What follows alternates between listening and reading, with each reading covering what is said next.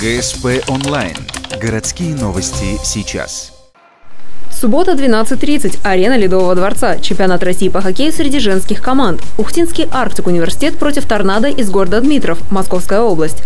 Сейчас гости занимают первую строку турнирной таблицы. Помимо этого, клуб шестикратный чемпион страны, имеет множество наград как российского, так и международного уровня. Первый период заканчивается со счетом 1-0 в пользу гостей. Во втором периоде ухтинка Ива Петерсона лишает соперниц преимущества, а Фануза Кадирова выводит Арктик вперед. Меньше чем за минуту до конца второго периода москвичкам удается сравнять счет 2-2. В заключительном отрезке матча нападающий Торнадо Елена Дергачева забивает последний в этом матче гол. 3-2. Победа за гостями.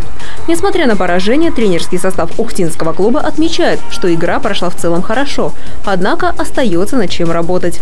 Первый гол мы пропустили очень быстро, вышли на смену не готовыми.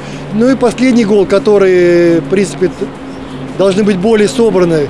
Тем более им сказали, объяснили, что немножечко расслабились, хотели забить, эмоции преобладали, видно. И вот эта вот холодная голова немножечко она нас подвела. Ту установку на матч, которую планировалось, мы не выполнили. И будем говорить, если можно так выразиться, еле унесли ноги.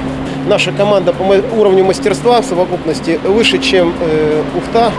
Поэтому за счет этого, будем говорить, и выиграли.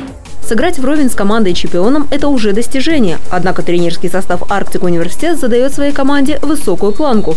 И, возможно, в повторном матче девушки смогут взять реванш.